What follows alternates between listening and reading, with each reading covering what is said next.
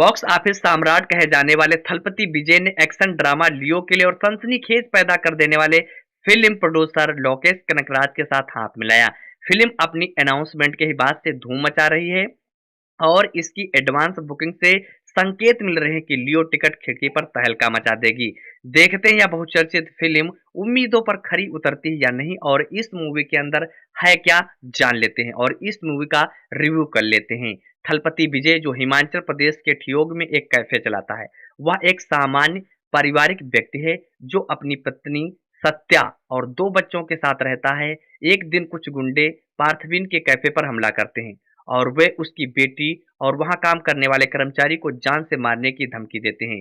कोई विकल्प नहीं बच होने पर पार्थवीन ने गैंगस्टरों को मार डाला, जिससे उसका परिवार मुसीबत में पड़ गया।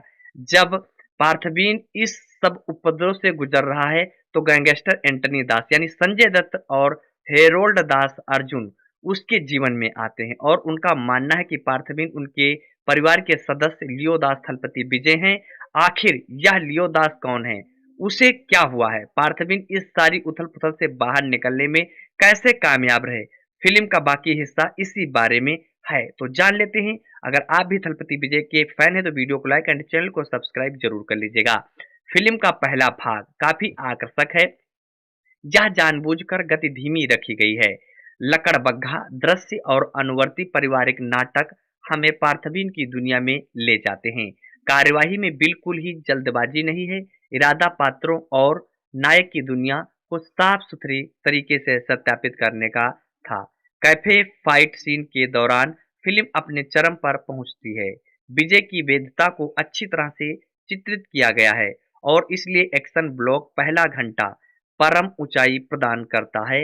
विजय उर्फ एक स्टार ही नहीं बल्कि एक अच्छे एक्टर भी हैं। लियो सटीक रूप से थलपति विजय के अभिनय प्रतिभा को प्रदर्शित करती है। पहले भाग में लड़ाई के दृश्यों का अच्छी तरह से मंचन किया गया है और विजय का प्रदर्शन अच्छी तरह से तैयार किया गया है। एक्शन ब्लॉक के साथ मिलकर कार्यवाही का आकर्षक बनाए रखता है। तो ये जो मूवी है ये एक्शन ड्रामा मूवी होने वाली है और आपको बता दें इंटरवल ब्लॉक अच्छा है और यह दूसरे भाग के लिए चीजों को अच्छी तरह से सेट करता है। लियो के पास कुछ उत्कृष्ट एक्शन ब्लॉक और ठोस सिनेमेटोग्राफी है तथा अपने किरदार में ठीक से प्री क्लाइमैक्स और क्लाइमैक्स भाग में फिल्म गति पकड़ती है। हाँ, फिल्म में एलसीओ का एक हिस्सा है और फ्रेंचाइजी के प्रशंसकों के पास खुद होने के पल हैं। अंत में एक छोटा सा आश्चर्य होता है। दूसरा भाग हमेशा महत्वपूर्ण होता है क्योंकि यह फिल्म की रेंज तय करता है, लेकिन पिछले कुछ समय में ज्यादातर फिल्में इस दूसरे घंटे के सिंड्रोम से गुजर रही। दुर्भाग्य से लियो भी उसी श्रेणी में आता है। वास्तव में आश्चर्य की बात यह है कि जिस तरह से फ्लैशबैक भाग लिखे गए हैं, शानदार फिल्में देने वाले लोकेश कनगराज जैसी किसी व्यक्ति में इस तरह के फीके लेखन की उम्मीद नहीं की जाती है। तो ये मूवी जो है एक परिवार कैसे गुजारा बसर करता है अपने परिवार का और उसके साथ कैसे अत्याचार होता है, ये सब से रिलेटेड ये मूवी होने वाला है। लेकिन कुछ क्षणों के लिए फ्लैशबैक भाग शुरू होने पर कार्यवाही जारी रहती है, जिससे फिल्म रुक जाती है। खराब लेखन के कारण संजय दत्त और अर्जुन ज्यादा प्रभाव नहीं डाल पाते हैं। जैसा कि कहा गया है कि यहाँ लेखन विभाग को दोषी ठहराने की जरूरत है। प्रिया आनंद जैसे कलाकारों के पास फिल्म के लिए कुछ भी नहीं है। एक मुख्य किरदार जिसे दूसरे भाग में एक प्रसिद्ध अभिनेत्री निभाती है, खराब तरीके से डिजाइन किया गया है। इच्छित भावनात्मक दृश्यों में दम की कमी है। तेलुगु डबिंग तो ठीक है, लेकिन ना रेडी गाना बहुत निराशाजनक है। कैफे फाइट सीन के दौरान बैकग्राउंड में एक तमिल गाना बजता है।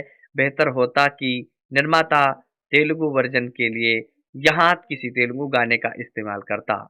महत्वपूर्ण पेपर कटिंग और फोटो फ्रेम पर उकेरी गई सामग्री जैसी सूक्ष्म वितरण तमिल में थे। अब आपको बता दें, हाल की मास्टर और विक्रम जैसे उनके सर्वश्रेष्ठ कार्यों की तुलना में यह उतना अच्छा नहीं है। गाने में भी कोई जो ठोस इसमें प्रदर्शन भी नहीं किया गया है। मनोज परमहंस की सिनेमेटोग्राफी शानदार है। फ्लैशबैक सीक्वेंस में एक एक्शन ब्लॉक है और यहाँ कैमरा मूवमेंट शानदार था। दूसरे भाग में सत्यापन अच्छा है, जबकि घंटों में एक अच्छा है। लकड़बग्घे वाले सीन में वीएफएक्स अच्छा था।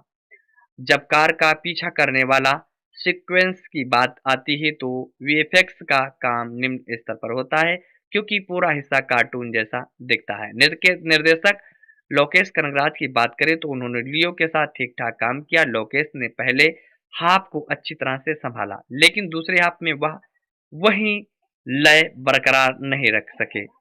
इसमें कोई संदेह नहीं कि हमने यहाँ कहानी कई बार देखी है, लेकिन सबसे महत्वपूर्ण बात यह है कि कुल मिलाकर लियो एक एक्शन एंटरटेनर है जो मुख्य रूप से थलपति विजय के प्रदर्शन पर निर्भर करती है। धीमी गति के बावजूद पहला भाग आकर्षक है, लेकिन दूसरे भाग शुरू होते ही फिल्म मुश्किल में पड़ जाती है। फ्लैशबैक और खराब ढंग से डिजाइन किए गए पात्र प्रमुख कमियां हैं। लियो एलसीओ का एक हिस्सा है और फ्रेंचाइजी फैंस के लिए कुछ पल संजोने लायक है। लियो में लोकेश कनगराज का जादू कुछ हद तक गायब है और फिल्म के बॉक्स ऑफिस संभावनाएं हैं विजय के स्टारडम और एलसीओ फैक्टर पर निर्भर करती हैं। आखिर ये फिल्म कितना कमाएगी ये तो समय ही डिसाइड करेगा। वैसे आपको इस मूवी में क्या पसंद आया कमेंट बॉक्स में बताना। बाकी जाने से पहले हमारे चैनल को सब्सक्राइब करके जाना। Thanks for watching.